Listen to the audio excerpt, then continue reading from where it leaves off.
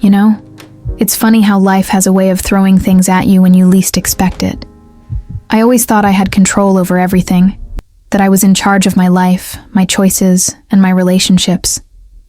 But the truth is, the moment I let my guard down, everything started to slip through my fingers. My name is Maya, and I've been married to Ethan for 4 years. We met in college, and everything was perfect from the start. We had the kind of love that felt like it was meant to be. Comfortable, exciting, full of passion. I thought I had found my soulmate. And for a long time, it felt like we were just getting started.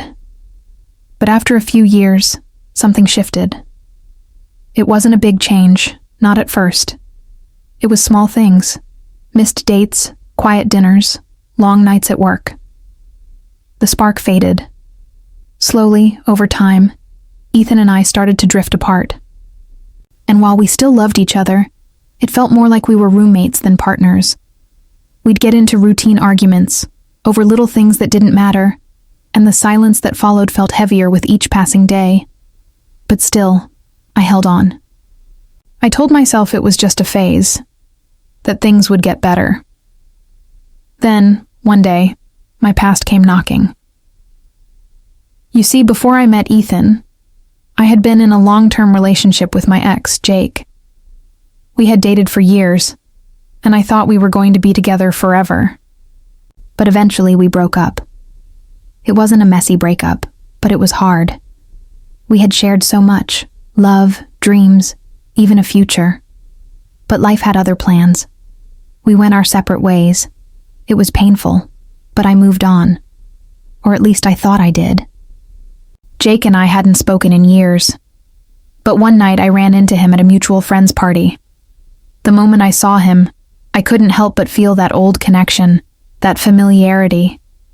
We talked for a while, caught up on life, and it felt like nothing had changed. He was still the same, charming, confident, easy to talk to.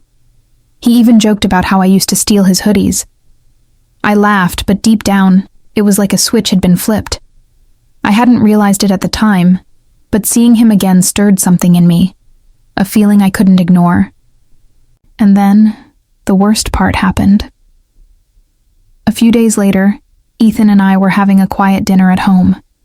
It was the same routine, nothing special, nothing out of the ordinary. But I couldn't stop thinking about Jake. I felt guilty, but I didn't know what to do. That's when the words came out of my mouth. Words I should have never said. "I think I need one last night with Jake," I said, trying to joke but failing. Just to see if I still love him. You know, to get some closure. I laughed it off, expecting Ethan to laugh with me. But instead, the room went silent. The look on his face was enough to make me feel the weight of what I had just said. His expression shifted from surprise to hurt.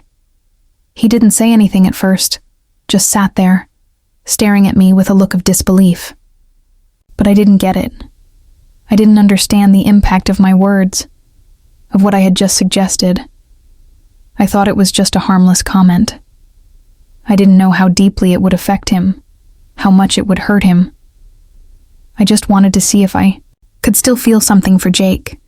Something I didn't even know was there until I saw him again. Ethan didn't yell. He didn't raise his voice. He just stood up, his chair scraping loudly against the floor, and walked out of the room. I thought maybe he was just upset, that he needed some time. I didn't think it was as big of a deal as it turned out to be. But I should have known. I should have known better. The next few days were a blur. Ethan and I didn't talk much. He was distant, colder than usual. I kept apologizing, telling him I didn't mean what I said, but the damage was already done. He was shutting me out and I didn't know how to fix it. I knew I had crossed a line, but I didn't realize how deep the wound had cut until he came home the next day with divorce papers. "I can't keep doing this," he said, his voice calm, his face emotionless. "You don't respect me. You don't love me the way you should.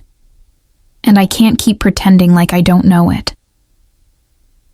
I felt my heart sink into my stomach.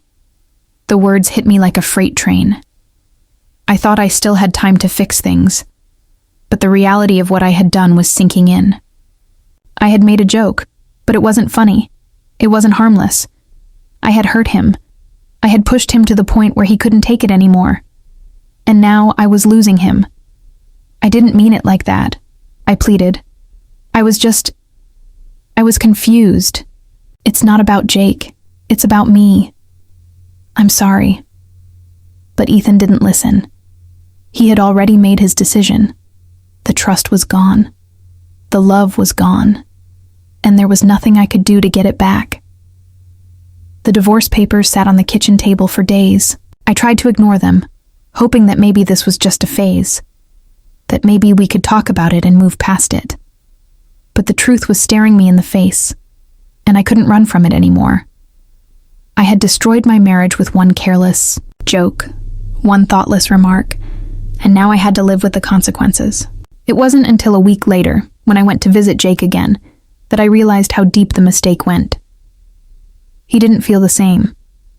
Seeing him again didn't bring back any of the old feelings I thought I had.